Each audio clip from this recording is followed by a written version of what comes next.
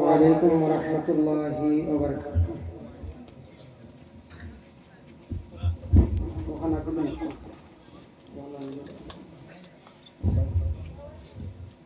الحمد لله نحمده ونستعينه ونستغفره ونؤمن به ونتوكل عليه ونعوذ بالله من شرور أنفسنا ومن سيئات أعمالنا. من يهده الله فلا مضل له ومن يضلل فلا هادي له. ونشهد أن لا إله إلا الله وحده لا شريك له. ونشهد أن سيدنا ونبينا وحبيبنا ومولانا محمدا عبده ورسوله الذي أرسله بالحق بشيرا ونذيرا وداعيا إلى الله بإذنه وسراجا منيرا. أما بعد فأعوذ بالله من الشيطان الرجيم. بسم الله الرحمن الرحيم.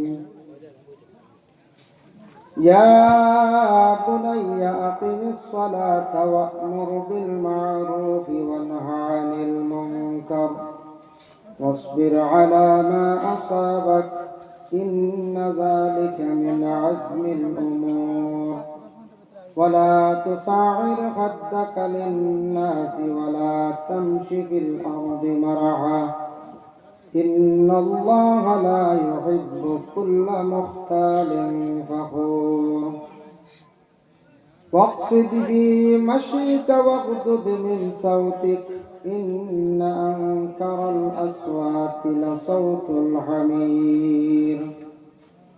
وقال في آية أخرى يوم ينفخ في الصور فتأتون أفواجا صدق الله العظيم. وقال النبي صلى الله عليه وسلم يقول إن من أشراط الساعة أن يرفع العلم ويكثر الجهل ويكثر الزنا ويكثر شرب الخمر ويقل الرجال ويكثر النساء حتى يكون ل50 امرأة القيم الواحد أو كما قال عليه الصلاة والسلام. إن الله وملائكته يصلون على النبي يا أيها الذين آمنوا صلوا عليه وسلموا تسليما. بسم الله والحمد لله الصلاة والسلام عليك يا رسول الله. بسم الله والحمد لله الصلاة والسلام عليك يا رسول الله. بسم الله والحمد لله الصلاة والسلام عليك يا رسول الله. بلغ العلا بكماله كشف الدجى بجماله حسنت جميع خصاله صلوا عليه وآله. بلغ العلا بكماله كشف الدجى بجماله حسنت جميع خصاله صلوا عليه وآله. সব জিকির করো লা ইলাহা লা ইলাহা ইল্লাল্লাহ লা ইলাহা ইল্লাল্লাহ লা ইলাহা ইল্লাল্লাহ লা ইলাহা ইল্লাল্লাহ লা ইলাহা ইলাহা ইল্লাল্লাহ হাসবি রাব্বি জাল্লাল্লাহ মা ফি কলবি গায়রুল্লাহ নূর মুহাম্মদ সাল্লাল্লাহ লা ইলাহা ইল্লাল্লাহ হাসবি রাব্বি জাল্লাল্লাহ মা ফি কলবি গায়রুল্লাহ নূর মুহাম্মদ সাল্লাল্লাহ লা ইলাহা ইল্লাল্লাহ লা ইলাহা ইল্লাল্লাহ লা ইলাহা ইল্লাল্লাহ লা ইলাহা ইল্লাল্লাহ মুহাম্মাদুর রাসূলুল্লাহ সাল্লাল্লাহু আলাইহি ওয়াসাল্লাম। আম্মা বাদ, মাওলানা জলিলিয়া রহমতুল্লাহি তাআলা আলাইহি ওয়া আজমাল কুশালী আলিয়া মাদ্রাসায় বাৎসরিক আয়োজিত আজিমুস শান ওয়াজ মাহফিল, এই মোবারক মাহফিলের মহামান্য সভাপতি সাহেব, আজকের এই মাহফিলের আমন্ত্রিত উলামায়ে কেরাম, মঞ্চে উপবিষ্ট বিশিষ্ট ব্যক্তিবর্গ, সম্মানী মুরব্বিয়ান আজম, যুব সমাজ ভাই এবং পর্দার আড়ালের অবস্থানগত পর্দানিশিনী মা ও বোনেরা, আল্লাহ তাবারক ওয়া তাআলার কাছে লাখো কোটি শুকরিয়া। আল্লাহ পাক রব্বুল আলামিন আমরারে কোরআন হাদিসের আলোচনার দিনই এক নেক মাহফিলের মধ্যে আল্লাহ আমরারে অংশগ্রহণ করার তৌফিক এনায়েত করছেন। মহান আল্লাহ পাক রব্বুল আলামিনের দরবারে আমরা সবাই শুকরিয়া আদায় করি, আলহামদুলিল্লাহ। মুহতারাম হাজিরিনে কেরাম, আল্লাহর দরবার ও লাখো কোটি শুকরিয়া যে আল্লাহ পাক রব্বুল আলামিনের কুল কায়নাতের সৃষ্টি করছেন, 18,000 মখলুকাত সৃষ্টি করছেন, এর মধ্যে সর্বশ্রেষ্ঠ জাত বানাই আল্লাহ আমাদের জমিনের মধ্যে পাঠাইছেন। তৎসঙ্গে আমরা ইসলাম ধর্মের মানুষ, আমরা মুসলমানের কুলে আল্লাহ আমাদের জন্ম দিচ্ছেন। তাও আমরা এমন এক দেশে বসবাস করি, আর যে দেশ স্বাধীন দেশ, যে দেশ গণতন্ত্র দেশ, যে দেশ একবার এক সময় আপনার এইরকম গণতন্ত্র দেশ আসতো না, ভারতবর্ষ যে দেশ, অন্যান্য দেশের তুলনায় এই দেশটা অতুলনীয় এক দেশ। এশিয়া মহাদেশের মধ্যে এক দেশ অতুলনীয় এর জন্য হওয়া হয়। কিছু দেশ আছে, আপনি মিডল ইস্ট যান, ইউরোপ কান্ট্রি যান, গেলে দেখবা কিছু দেশ আছে শুধু খালি খ্রিস্টান ধর্মের মানুষ, সংখ্যালঘু খুবই কম। কিছু দেশ আছে শুধু বুদ্ধ ধর্মের মানুষ, ইসলাম ধর্মের মানুষ নাই। কিছু দেশ আছে দেখবা শুধু খালি আপনার ইসলাম ধর্মের মানুষ, সংখ্যালঘু নাই। তাই ভারতবর্ষ এমন এক দেশ, অতুলনীয় এক দেশ, অন্যান্য দেশের তুলনায় যে দেশ ইসলাম ধর্মের মানুষ, সনাতন ধর্মের, খ্রিস্টান ধর্মের, জৈন ধর্মের, শিখ ধর্মের, বিভিন্ন ধর্মের মানুষ একই সঙ্গে বসবাস করতাম। তাই আমরা ভারতীয় নাগরিক, বাইরা কান্ট্রি গেলে দেখা যায় ভারতের পরিচয় দিলে মানুষের কতটুকু সম্মান মর্যাদা, এই দেশের কতটুকু সম্মান অন্যান্য দেশে একটা উপলব্ধি করা যায়। মুহতারাম হাজিরিনে কেরাম, তো আল্লাহ পাক রব্বুল আলামিন আমরা এই দুনিয়ার জমিন সর্বশ্রেষ্ঠ জাত বানায় বানাইছেন। আমরা মানব জাত, আমরা বিবেক জ্ঞান আল্লাহ সবথেকে বেশি দান করছে। তাই আমরা মানুষ হিসাবে এই দুনিয়ার জমিনের মধ্যে আমরা আছি। আল্লাহ পাক রব্বুল আলামিনের সবর একদিন এই দুনিয়ার জমিন থেকে উঠাই দিবে। আমরা কেউ এই দুনিয়ার জমিনে কেউ থাকতাম না, চিরস্থায়ী না।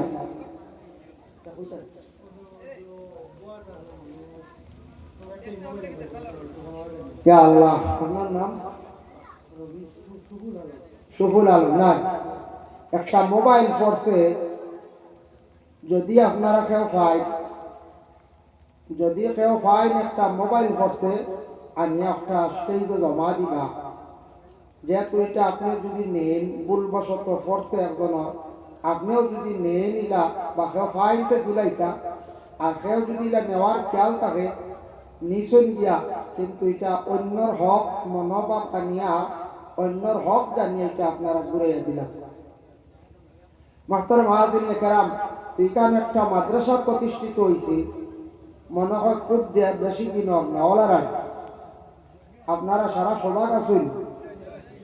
কারণ রাত তো মধ্যবর্তী 12টা হয়ে গেছে, ঘুমর বাপ আইছে, এখানে আমি ভালো বুঝি। এই সময় সব মানুষের একটা ঘুমর বাপ আয়, রাত্রে 12টা অবধি যে সময় যেটা আছে ঘুমে বাড়ি মারে, অনেক আসল ক্ষুধার্ত খাইছো না ইলাও থাকতাও ভালো, যার কারণে মহফিল বাকায়দা সমস্ত রাত্রি হইব। তবে কিছু মেঘর বাপ এই বছর বহুদিন আগে, কয়েক মাস আগে মেঘ উঠিছে, বন্ধ হয়ে গেছে, যার কারণে মেঘ ও এতে বেজার নাই।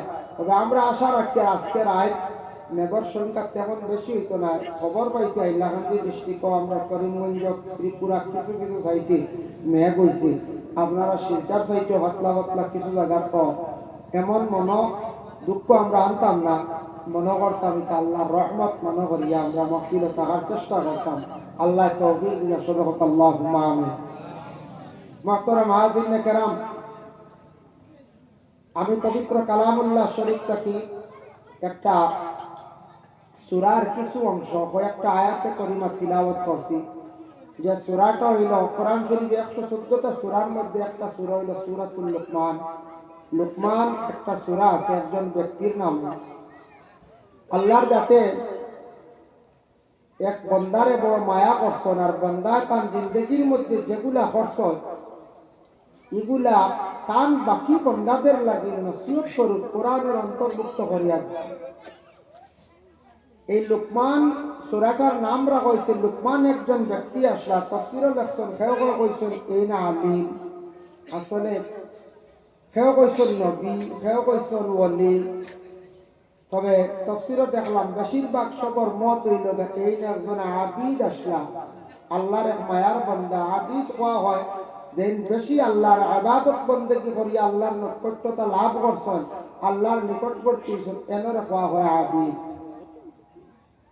আল্লাহর ইবাদত বন্দেগি করতে করতে আল্লাহর এত প্রিয়, এত মায়ার বঞ্চ আল্লাহ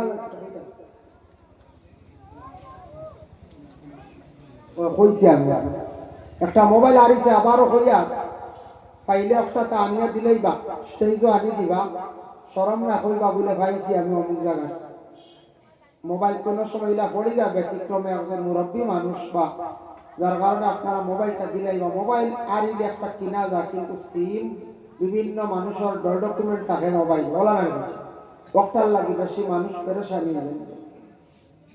যাই হোক, এর জন্য তাফসীরে ইবনে কাসীরের মধ্যে লেখছেন তিনজন ব্যক্তি আসলা বড় খালা মানুষ, কিন্তু তিনজনের মধ্যে আল্লাহ বড় বালা বালা গুণ আল্লাহ দান বসলা।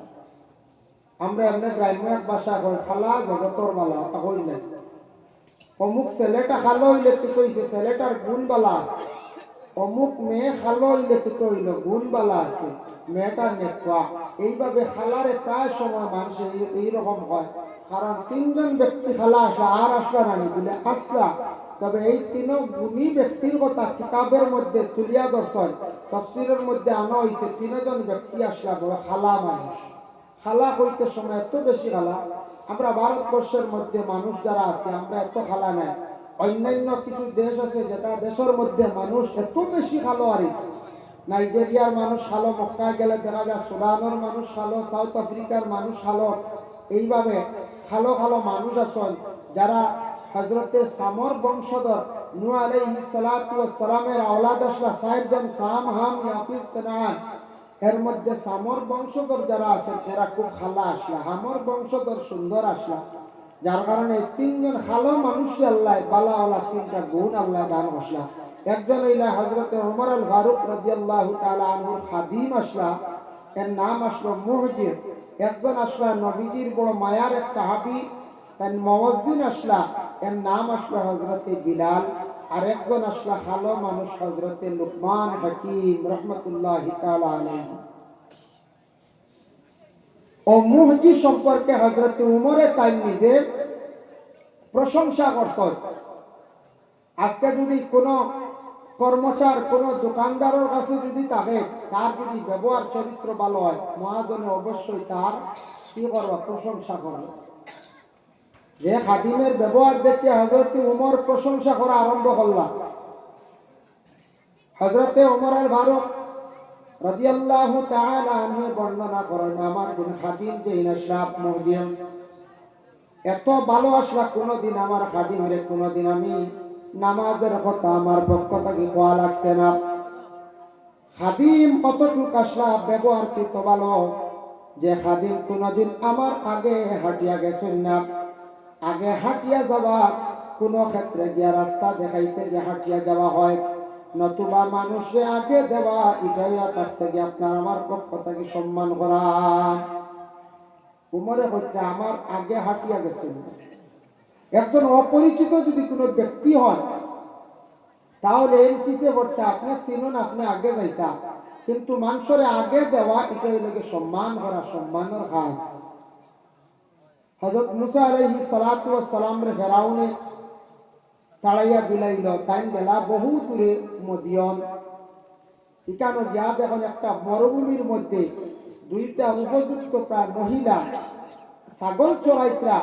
তখন মহিলা কইলা যে ছাগল চড়ানোওয়ালা ছাগলরে পানি খাবাইতে একটা কুয়ার উপরে এখন ডাক্তর আসলো, খুব বেশি বাড়ি এখান সরাইতে পারবে না। ছাগল খুব বেশি পিপাসায় ছাগলের জিব্বা বার করে দিচ্ছেন, কিন্তু মহিলা হলে কুয়ার ডাকনি সরাইতে পারেন না। মুসা দেখলা দেখতে অনুমান করলা হইলা এরা যেহেতু মহিলাগুলোর শক্তি পুরুষ থেকে একটু কম, এরা পারবে না, আমি যাই। মুসার তখন শক্তি আসলো, এই কুয়ার উপর ডাক্কনটা তাই সরাই নিছেন। সরানির সঙ্গে সঙ্গে মহিলাগুলো পুষ্করণীর কুয়ার কাটিয়া তারা পানি তুলিয়া ছাগলরে খাওয়াইলা। ওই সময় মুসা আলাইহিস সালাতু ওয়াস সালামে কইলা, তোমাদের বাড়ি কোথায়? বাবার নাম কি? বলে আমরার বাবার নাম হলো ইয়াকুব আলাইহিস সালাতু ওয়াস সালাম।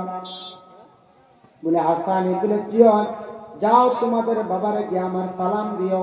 দুইজন মহিলা ছাগল রে কি বললা পানি খাওয়াইয়া বাড়ির মধ্যে গেলা, গিয়া সালাম দিলা। আর মুসা নবীর ঘটনা তারা কইলে একজন জওয়ান মানুষ এইভাবে ডাক্কন সরাইয়া আমরা ছাগল রে পানি খাওয়াইলা, আমরার কোনো কষ্ট হইছে না। মুসা বলে যাও এরার লইয়া। দুইটা হয় কেউ কইছেন মুসারে আবার এক ঘুরিয়া নিছেন, আর এক রাওয়ায়াত তো লেখছেন দুইজন মহিলা কইরা চলক আপনি আমরার বাড়ি, আমরা বাবারে দেখি আইবা। বুঝাইছে ও দুইজন মহিলা আগে হয়ে যাইত্রা। মুসা নবী তো পরিচয় পাইছেন না বাড়ি, তাই কিসে হয়ে যায়। মুসা আলাইহিস সালাতু ওয়াস সালামে কিছুক্ষণ পরে মহিলা দুইজন ডাক দিলা, কইলা গো তোমরা দুইজন আমার পিছনে আসো, আমি সামনে যাই। বলে কেন? কারণ মরুভূমির মধ্যে খুব বেশি দ্রুত বেগে বাতাস চলে, তাই বাতাসের কারণে তোমাদের কাপড়গুলা কিছু উপরে উঠে যার, এই কারণে আমার দৃষ্টিটা তোমাদের পায়ের দিকে পড়ছে, যার কারণে আমি আগে যাই, তোমরা আমার পিছনে যাও। মুসার আদেশ ক্রমে দুইজন মহিলা পিছে আসছেন, মুসা আলাইহিস সালাতু ওয়াস সালাম সামনে আটিয়া গেলাম। হেনে তাই মহিলাগুলোর পিছে রাখলা। বলে একমাত্র তান চক্ষুর দৃষ্টিটা মহিলাদের পায়ের মধ্যে পড়ছে, যে কাপড়টা বাতাসে উঠাই দিছে গতিকে, বাতাসে উঠাই দিছে গতিকে। কিন্তু আপনি কোন মুরব্বী পাইছেন, কোন একজন আলিম সাহেব পাইছেন, আপনার আমার কর্তব্য হইল সম্মানার্থে তানরে আগে দেওয়া। কোন মানুষ যদি আগে দিয়া তাকে পিছনে হাঁটে, জানিয়া রাখা এই মানুষ সম্মান করলো। কোন মানুষের যদি সে সম্মান করিয়া থাকে, দুনিয়ার জমিনত তারা হলো একদিন আল্লাহর কাছে সম্মানী করবা। হযরতে আবু বকরের জীবনী দেখলাম, আল্লাহ রাসূল হাঁটিয়া যাওয়ার সময় আবু বকর পিছন দিকে সরি সরি হাঁটিয়া। আবু বকর প্রশ্ন করা, আবু বকর তুমি রাসূলুল্লাহর কদমের পিছন দিকে হাঁটো না, তার কারণ কি? আবু বকর এখন নবীজি যে জায়গার মধ্যে কদম রাখছেন, এই জায়গার মধ্যে আমার কদমটা রাখতে গিয়া আমার বড় শরম লাগে, আমি চাই না আমার বেয়াদবি যাইতে পারে। এর লাগে হযরতে আবু বকরে আল্লাহ রাসূলের পিছনে পিছনে হাঁটিতা, ইহা তক রাসূলুল্লাহ যে জায়গার মধ্যে পা পড়ছে সেই জায়গা পর্যন্ত রাখতা না। মাশাআল্লাহ, মোবাইলটা হওয়া গেছে, মোবাইল পাওয়া গেছে, যে মালিক আইয়া আপনার মোবাইল নিবা। যাই হোক, এর লাগে হযরতে উমরে কইলা প্রশংসা করলা। হার উমরে প্রশংসা করছেন তার খাদিমর 2 নম্বরে ভালো ব্যক্তি হইলা যে হযরতে বিলাল।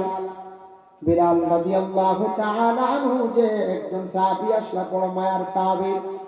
বিলালের কণ্ঠটা আল্লাহ এত বেশি সুন্দর দান করছিল, হযরতে বিলালে যখন আযান দিতা, আযান দেওয়ার সঙ্গে সঙ্গে বিলালের আযানের সুর শুনিয়া অনেক মানুষ মুগ্ধ হইয়া মসজিদের মধ্যে অংশগ্রহণ করতা। আরব দেশের বিভিন্ন প্রান্ত থেকে হযরতে বিলালকে দেখার জন্য মসজিদের মধ্যে তশরিফ আনতাম, মসজিদে তশরিফ আনতাম। আসার পরে বিলালকে যেমনে দেখতা, দেখার পরে অবাক হয়ে যাইতা, বিলাল এত ভালো মানুষ, তার গলার কণ্ঠটা এত বেশি সুন্দর, এত বেশি সুন্দর। হযরতে বিলাল সুন্দর নিনা তার খুব ভালো, কিন্তু তার গলার কণ্ঠ সুন্দর আসলো। এর জন্য আজান সুন্দর সুরওয়ালা দিতা, আজানের মধ্যে ফায়দা আছে। দেখো আজানের সময় আমরা কথা কই, এবং আজান হওয়ার সাথে সাথে কোন সময় আমরা দেখবা হাসি ঠাট্টাও করিয়া। আজানের জবাব হইল যে দুইটা, রাসূলুল্লাহ ফরমায়, এক নম্বর আজানের জবাব হইল যেইভাবে আজানটা দেওয়া হয় সেইভাবে আপনি আজানের জবাব দিতা। আর দুই নম্বর হইল গিয়া আজান যেই সময় আপনার শেষ হয়ে গেছে, যে ওয়াক্তর, ও ওয়াক্তর নামাজ আপনি আদায় করেন না, হইল আজানের জবাব। আজানের পরে দোয়া কবুল হয়। নবীজি ফরমায়, লা ইউরাদ্দু দুআউ বাইনাল আযান ওয়াল ইকামাত। আল্লাহর রাসূল ফরমান, আযান আর ইকামতের দরমিয়ানো সেই দোয়ারে আল্লাহ রদ করে না, ঘুরাইয়া দেন না। আযানের পরের দোয়া সারা শরীর কইবা। নবীজি ফরমাইলা যে আযান হওয়ার সাথে সাথে জিন্নাতুর শরীরও জ্বলা আরম্ভ হয়ে যায়। জিন্নাতুর শরীরও খুব বেশি জ্বলে, ওকে জিন্নাত খুব বেশি লুকায়। খানো গিয়া লুকায় বলে জিন্নাত গিয়া লুকায় বেশিরভাগ গর্ত দিকে, গাথ। ও আজান হওয়ার লগে লগে জিন্নাত গিয়া গাথ লুকায়। এর লাগি নবীজি ফরমাইছেন, তুমি তাই গর্তর মধ্যে প্রস্রাব করিও না, মারাত্মক কোন জিন্নাত থাকলে তোমারে বেটাইত মারি লাইবে। এর লাগি গর্তর মধ্যে প্রস্রাব করা সম্পর্কে আল্লাহর রাসূলের নিষেধ করছেন। তিব্বে নববীর মধ্যে লেখছেন, আজানের কতটুক দেখবা গুণ আছে। কোন মানুষের শরীরের মধ্যে জিন্নাতে আক্রমণ করে লাইছে, জিন্নাতর আসরটা মানুষের শরীরের মধ্যে পুরা লাগি গেছে গিয়া, এই মানুষের নিকটে যাইতা আপনি ওযু করিয়া এই ব্যক্তির বাম খানের মধ্যে একাধারে 7 বার আজান দিবা। এইভাবে লাগাতার কয়েকদিন আজান দিলাইলে যত বড় জিন্নাতর আসর থাকুক, যত বড় জিন্নাত থাকুক, আপনার এই রোগীর শরীর থেকে জিন্নাতর আসর দূর হয়ে যাইব। হোক সুবহানাল্লাহ। এর কারণে আজানও ফায়দা আছে। আজান নবীজি ফরমাইত্রা, যদি আমার মুয়াজ্জিন মানছে, যদি আমার উম্মত গুলো যদি আজানের সওয়াব বুঝি লইতো, তে লড়ারি মারিয়া আজান দিল। আজান আবার শুদ্ধ হইতো। অজুর সহিত আজান দিতাম, বিনা অজু আজান দেওয়া হইল যে মাকরুহ। আমরা প্রায় জায়গা আনা অজু আজান দেই না, না হচ্ছে আনা অজু আজান দেই মসজিদে গিয়া। অজুর সহিত দিবা, জানি শুনে এখানে মাকরুহ করতাম। অজুর সহিত আজানটা দেওয়ার চেষ্টা আমরা করতাম। আজানটা শুদ্ধ হইতো। প্রায় মানুষের আজানও গলত থাকি যায়, আমরা শোনা যায় মাঝে মধ্যে বার শব্দ, আল্লাহু আকবার, আল্লাহু আকবার শব্দটা বাড়তি বার এইভাবে প্রায় লম্বা করিলেন। প্রায় মানুষে লম্বা করো, আজানটা শুদ্ধ হইতো। প্রায় আমরার মধ্যে গলত থাকি যায় আজানের মধ্যে। রাসূলুল্লাহর একটা হাদিস আছে, আল মুআজ্জিনুনা আতওয়ালুন নাসি আনাকান ইয়াউমাল কিয়ামাহ। যারা আজান দেনেওয়ালা হইবা, দাইমি আজান দিবা, কিয়ামতের দিন আজান দেনেওয়ালার গর্দনটি আল্লাহ লম্বা করবে। সুবহানাল্লাহ। এর জন্য হযরতে বিলাল রাদিয়াল্লাহু তাআলা আনহু যে সাহাবী আসলা, তাই একজন ভালো মানুষ আসলা, কিন্তু রাসূলুল্লাহর বড় মায়ার এক সাহাবী আসলা, তার গলার কণ্ঠ আল্লাহ সুন্দর দিছিল, তার বড় আজান দিতা মুয়াজ্জিন। 3 নম্বর ব্যক্তি লাগে ভালো মানুষ, লুকমান হাকিম। তাফসীরের মধ্যে লেখছেন, লুকমান হাকিম এমন একজন ব্যক্তি আসলা, বাট্টি মানুষ আসলা, ঠোঁট বড়, তার বড় বড় আসলো। লুকমান হাকিম যেই আসলা, এই লুকমান হাকিমর নাকও বেশি লম্বা আসলো, গঠন তেমন সুন্দর আসলো না। লুকমান হাকিমের তো গুণ আল্লাহ দান ঘোষণা তাফসীরের মধ্যে লাগছেন। ইবনে কাসির লুকমান হাকিম কোয়া হয় তার মধ্যে আল্লাহ হিকমত তকল দান ঘোষণা, তার মধ্যে আল্লাহ হিকমত দিছলা, পাওয়ার দিছলা, গুণ দিছলা, ক্ষমতা আল্লাহ দিছলা। ও লুকমান হাকিম রে তান একদিন উস্তাদ জিজ্ঞাসা করল, কইলা রে বা লুকমান, তোমারে আল্লাহ এত সম্মানী বানাইছে, দেখি তুমি কৌশল মানুষের মধ্যে সবচাইতে শরীরের মধ্যে কোন অংশটা নিকৃষ্টতম? মানুষের শরীরে একটা অংশ আছে সবটাকে নিকৃষ্ট, সবটাকে খারাপ, আমার অংশটা দেখা উচিত। তখন লুকমান হাকিমে বুঝাইতে যে একটা বকরি জবে করছে। তো মানুষ তো খাটিয়ে দেখাইতে পারতাম না, মানুষ খাটা বা মারা হত্যা করা মহাপাপ, গুনাহ কবিরা কর্ম। হত্যাকারীর কিয়ামতের দিন জাহান্নাম ছাড়া কোনো রাস্তা নাই। এর জন্য লুকমান হাকিমের বকরিটা জবে করিয়া একটা দিল আল্লাহ দিল, ওই যে দিল কলিজা হয় একটা আনিয়া দেখাইয়া কইলা, ওজন দিল যেখান দেখরানি ওহান হইল মানুষের শরীরের মধ্যে সবচাইতে নিকৃষ্ট অংশ, মানে খারাপ। কইলা আচ্ছা বুঝলাম, ঠিক আছে, সবটা কি ভালো অংশ কোনটা? আবার